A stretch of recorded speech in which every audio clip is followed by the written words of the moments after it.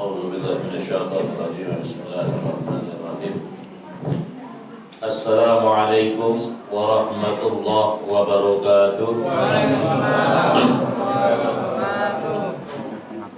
Alhamdulillah Alhamdulillahi lahumul ni'mah wa lahul fadlu wa lahus sana'ul hasan Assalatu wassalamu ala asrafil akmalan Sayyidina wa habibina wa syafi'ina wa maulana Muhammadin wa ala alihi wa sahbihi ajma'in amma ba'du. Yang sama-sama kita rasakan kenikmatan kebersamaan. Mudah-mudahan malam hari ini senantiasa Allah selalu limpahkan kepada kita semua Rahman Rahimnya di bulan Ramadan, sehingga Allah Subhanahu wa ta'ala jadikan kita hamba yang banyak bersyukur kepada Allah Subhanahu wa ta'ala. Jamaah yang dirahmati Allah Subhanahu wa ta'ala, ya, terasa tadi diinformasikan bahwa malam hari ini menuju malam ke-14. Kalau kemarin informasi terjadi sebuah perbedaan dalam awal Ramadan, maka tidak akan pernah menjadi perbedaan di akhir Ramadan. Karena tidak ada cerita awal berbeda, akhir berbeda. Tapi yang akan jadi cerita adalah jikalau terjadinya hitungan yang sangat jauh. Kemarin awal Ramadan sudah ada yang mendahului di tanggal 7. Kalau kita kemarin tanggal berapa? 15. Berapa? Satu Ramadan. Kemarin di tanggal 12, tanggal 7 udah ada yang duluan. Yang saya khawatirkan puasa tanggal 2, lebaran yang tanggal 7. Berarti lebih dulu. Jangan begitu. Kenapa? Makna tasyakur kepada Allah Subhanahu wa ta'ala adalah bagaimana nilai istiqomah kita kepada Allah. Sampai detik malam hari ini Bapak Ibu jamaah yang hadir, yang melaksanakan ibadah di waktu pagi, siang, sore, adalah bentuk keistiqomahan kepada Allah Subhanahu wa ta'ala terhadap apa yang telah Allah perintahkan. Sampai tadi fadilah sholat tarawih disampaikan menurut salah satu kitab ulama Durratun Nasihin. Sholat tarawih menuju hari ke-14, ja'atil malaikah, akan datang malaikat yang ditugaskan menjadi yashhaduna lahu, jadi saksi buat kita semua. Qad shallat tarawih fala yuhasabu minallahi ta'ala fi yaumil qiyamah, yang mana ketika nanti dicatat orang tersebut melaksanakan sholat tarawih, fala yuhasabu, maka dia tidak akan dihisab nanti di yaumil qiyamah. Amin. Kok kenapa kitab ini menegaskannya seperti itu? Tendensiusnya kepada tarawih. Kok kenapa enggak yang lain? Baik. Sekarang saya mau tanya, sholat sunnah ada 2 macam. Mu'akkadah, ghairu mu'akkadah. Sholat sunnah terbagi dulu. Sholat sunnah terbagi dulu. Mu'akkadah, ghairu mu'akkadah. Kira-kira tarawih masuknya mu'akkadah apa ghairu mu'akkadah?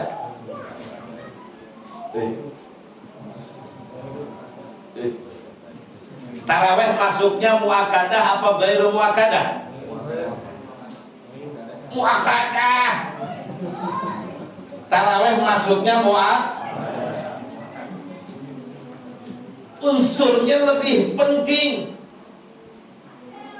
Tuh, termasuk tuh sholat sunnah rawatib, bentuknya adalah mu'akkadah karena menempel pada bidang kewajiban. Sholat sunnah rawatib karena ada sholat sunnah, sholat fardu. Tarawih karena ada puasa Ramadan, karena ada Isya. Udah kenceng. Salah lagi. Bu, ini benar kagak sih? Ntar saya ke pojok nih. Saya ulang lagi biar paham Dani, ini cuma 7 menit dikasih waktu. 15 menit. Hah? 15. Sholat sunnah terbagi dulu 2. muakkadah dan ghairu Ada. Kalau muakkadah sifatnya karena simpelnya gampang memahami ya, definitifnya panjang. Muakkadah simpelnya dikarenakan sebab ada nilai-nilai yang mendekati kewajiban. Di antaranya seperti sholat sunnah rawatib disebabkan karena ada sholat fardu. Lalu sholat tarawih disebabkan karena adanya itu benar, bukan karena isya. Allah nyuruh kita, ya ayyuhalladzina amanu wabtaghul wasilah, hai orang-orang yang beriman, carilah jalan wasilah. Apa maksudnya? Berbagai macam jalan, lebih-lebih jalan untuk menegakkan kepada Allah, taqarruban ilallah. Ketika seorang bertanya, di mana Allah? Katakan qarib, Allah itu dekat. Saking dekatnya seorang hamba kepada Allah, jikalau hamba tersebut istiqomah untuk ibadah kepada Alhamdulillah. Sampai saking dekatnya hamba kepada Allah, disarankan hamba ud'uni astajib lakum. Kalau sudah merasa dekat sama Allah, ud'uni, sampaikan apa yang kita minta. Bapak sahur, ibu sahur, dikasih jaminan sama Nabi ada berkahnya gak? Karena ada berkah, maka ketika kala sahur suruh berdoa, bukan hanya timbang makan. Kenapa? Karena rasa berkah mendekatkan diri kepada Allah. Puasa ada berkahnya gak? Sama, isi puasa adalah dengan kaitan ibadah kepada Allah. Apalagi yang namanya bentuk sholat. Bentuk sholat. Konsep sholat itu, konsep sholat adalah makna terbesarnya adalah doa. Allah sudah berfirman, ud'uni, mintalah kepadaku. Berarti kan kita disuruh banyak doa sama Allah. Betul apa enggak? Betul apa enggak? Bu, senang disuruh berdoa, benar gak? Sedih disuruh berdoa, benar gak? Kesel? Hah? Doa apa nyumpahin? Allah yang nyuruh loh. Ud'uni astajib lakum. Kalau hamba sudah meminta kepada Allah, astajib lakum, jaminan dari Allah Subhanahu wa ta'ala. Oleh karena itu banyak yang kita doa sama Allah Subhanahu wa ta'ala. Apalagi mumpung kita masih jumpa sama bulan Ramadan. Ini kan Masya Allah, di umat Islam yang di tahun 1445 Hijriah adalah umat Islam yang dibuktikan sama Allah doanya dikabul. Berulang kali saya bilang, Bapak, Ibu yang hadir di sini, kaula remaja yang hadir di sini, semua Anda adalah termasuk orang yang doanya diijabah oleh Allah. Bayangkan Anda berdoa tahun lalu, ya Allah temukan aku pada Ramadan yang akan datang. Udah ketemu belum? Awas ada yang bilang insya Allah. Kalau ada yang bilang udah ketemu belum? Insya Allah, heran saya. Berarti Ustaz kalau yang udah meninggal dunia duluan, berarti dia lebih dicintai Allah untuk datang lebih cepat kepada Allah Subhanahu wa ta'ala. Makanya banyakin kita kepada Allah dengan mendekatkan diri pada Allah. Di antara salah satunya adalah banyakin doa juga. Nah, doa adalah konsep bagaimana kita bermunajat merayu Allah Subhanahu wa ta'ala. Dalam Islam ada doa yang paling terbesar. Apa doa terbesar? Yaitu sholat. Orang sholat sudah pasti isinya doa. Tapi orang berdoa belum pasti menggantikan sholat. Paham nih? Sholat adalah doa. Orang yang sholat pasti isinya doa. Tapi orang yang timbang doyan doa belum tentu dia dikatakan orang sholat. Awas jangan salah paham. Udah sholat belum? Udah. Kapan? Barusan. Di mana? Ini lagi berdiri. Lah, nggak lihat tadi angkat tangan? Kan kata Kiai Petruk apa? Sholat adalah doa. Berarti gua sholat sama dengan gua doa sama dengan pahamnya salah. Sholat adalah doa. Kenapa sholat identifikasinya doa? Karena di dalam sholat ada komunikasi kepada Allah. Ada komunikasi kepada Allah. Ada komunikasi kepada Allah. Tolong dipahami. Karena cuma 7 menit. Ini udah lewat 10.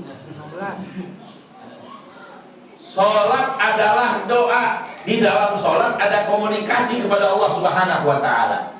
Yang mana itu yang dimaksud?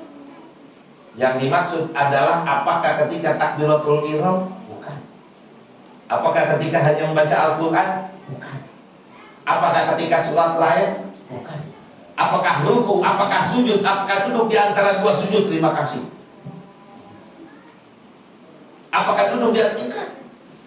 Yang dimaksudkan komunikasi hamba kepada Allah yang diintikan pada sejarah baginda Nabi Sallallahu Alaihi Wasallam gak ada lain adalah tahiyat.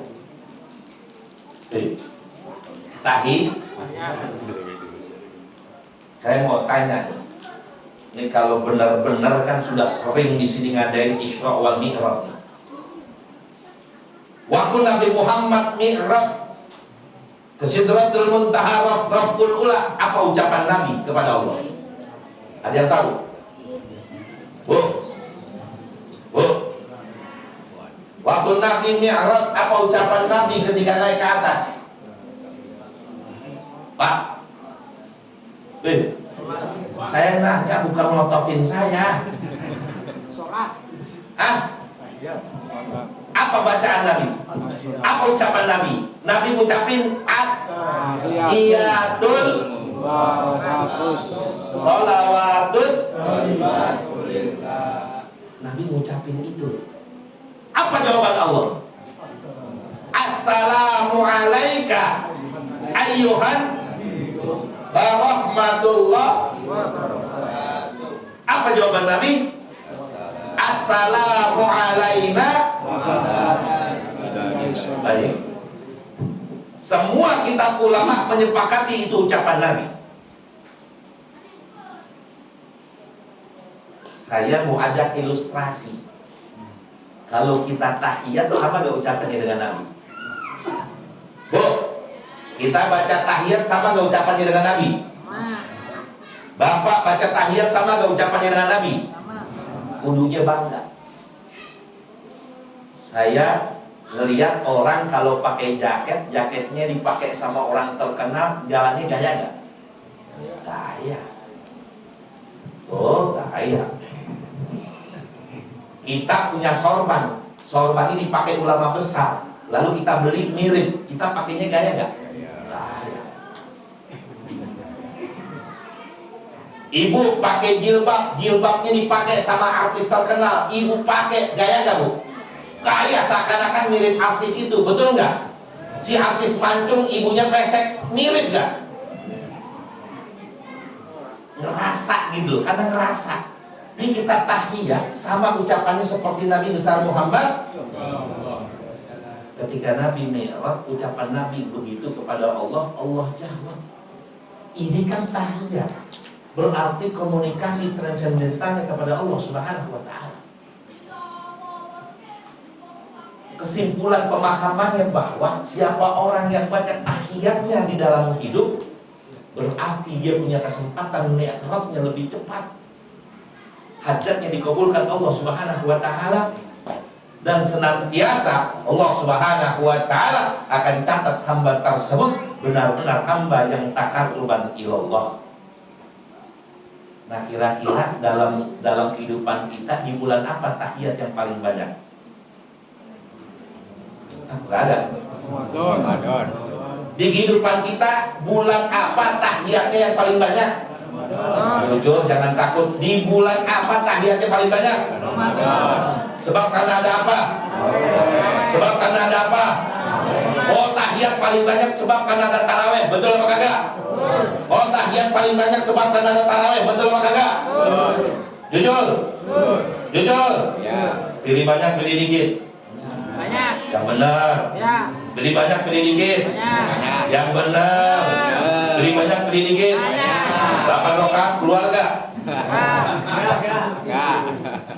Enggak. Teriak ngomong paling banyak ketika udah 8, Kabur. imamnya assalamualaikum hilang. Ada begitu ada? Ah, banyak. Ada di sini. Ada.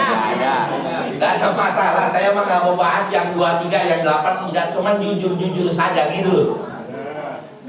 Sekarang saya mau tanya, mau takaruban ilallah enggak?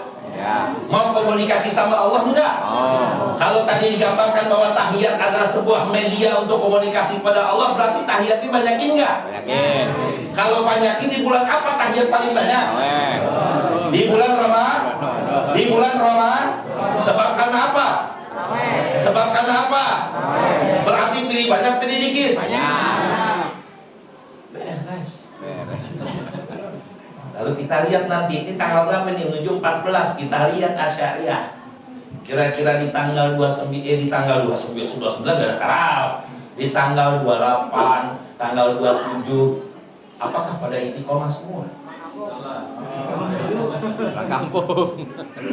Terserah mau protes gimana, pulang kampung, kiai pulang kampung, ustadz. Yang saya tergesit, jangan tinggalin tarawih. Boleh di masjid, boleh di rumah, boleh di jalanan, boleh gak? Boleh. Boleh di musola, di surau, di langgar, boleh. Silakan. Yang penting ini Ramadan, isi tarawihnya jangan ditinggal, nggak pakai alasan apapun. Mohon maaf Pak Eko, saya baru pulang dari mall. Terserah. Mau pulang dari mall sampai rumah kan betul. Kecuali kalau pulang mall masuknya alam kubur. Bisa kok tarawih terusin di rumah, bisa. Yang penting jujur, kita nih jujur bahwa tahiyat kita banyakin gitu loh. Paham gak nih? Paham gak nih? Jangan gak ada hasil umur dipanjangin, jangan gak ada hasil. Ini umur kita udah dipanjangin. Jangan gak ada hasil maksudnya gitu. Ayo kita jujur sama Allah Subhanahu wa Ta'ala. Sama-sama kita banyakin tahiyat kita. Mumpung ketemu Ramadan, ini di Ramadan tahiyatnya paling banyak. Tambah lagi ntar habis taraweh, tidur sebentar, bangun sahur. Habis bangun sahur, apa itu? Sebelum nungguin yang lain, sholat tahajud, tambah lagi. Oh tahiyat, aku butuh tahiyat, tahiyat banyakin. Makanya tahiyatnya yang benar. Jangan dimain-mainin itu tahiyat. Jangan kayak bocah at-tahiyatul mubarakatuh, main tunjuk-tunjukkan sama temen, main singgol-singgolan. Ini udah gede masih kayak gitu. Subhanallah. Posisinya sudah jelas. Aturan tahiyatnya sudah ada yang kita praktekin. Yang pertama komunikasi kami kepada Allah. At-tahiyatul mubarakatuh sholawatut thayyibatulillah. Assalamualaikum ayuhan nabi warahmatullahi wabarakatuh. Assalamualaikum warahmatullahi wabarakatuh. Habis itu syahadat, baru kita tunjuk. Habis syahadat sholawat. Kenapa ada Nabi Ibrahim? Karena di langit ketujuh ketemunya Nabi Ibrahim. Ini tanjakan mi'raj kita. Makanya mudah-mudahan nih, apa yang saya sampaikan dapat menggugah kita semua bahwa ternyata kita butuh Allah, kita butuh komunikasi sama Allah. Maka kesempatan bulan Ramadan tidak kita tinggalkan. Apapun, tidak bisa berjamaah di rumah juga udah tinggal ajak anak sama istri, beres. Kalau istri udah duluan, suami belum, suami sholat, istri jangan ganggu. Jangan istri kata-kata cie tumben istiqomah laki gua. Jangan begitu. Cie suami Allahu Akbar. Cie. Jangan. Laki juga begitu, bini baru pulang. Oh laki udah berjamaah di masjid, pulang ke rumah, bininya sholat, jangan diomelin. Kata juga apa lo, makanya jangan pergi jauh-jauh, pulangnya telat kayak gitu lo, kagak jamaah di musola kayak begitu kan. Nah, jangan. Yang penting yuk sama-sama mudah-mudahan kesempatan Ramadan ini bisa kita gunain. Allah sehatkan diri kita. Allah berikan kita kesempatan seluas-luasnya. Anda pulang kampung di perjalanan, masih ada kesempatan istirahat, masih ada kesempatan istirahat, laksanakan sholat tarawih sebaik-baiknya. Enak malah dikonsepkan. Berangkat rest area jam sekian, oh sholat dulu. Oh jalan lagi, rest area kemudian sholat lagi. Oh jalan lagi. Oh itu sampai tempat tujuan kita bisa kelar itu. Sebanyak-banyaknya tarawih. Mudah-mudahan tarawih ada manfaatnya buat hidup kita. Mudah-mudahan juga kita mendapatkan syafaat baginda Nabi Muhammad sallallahu alaihi wasallam. Syallahumul Fatihah. اللهم مالك يوم الدين إياك نعبد وإياك نستعين اهدنا الصراط المستقيم صراط الذين أنعمت عليهم غير المغضوب عليهم ولا الضالين آمين رب اغفر لنا ولوالدينا آمين. Demikian kurang lebihnya mohon maaf. Hadanallahu wa iyyakum ajmain. Assalamualaikum warahmatullahi wabarakatuh.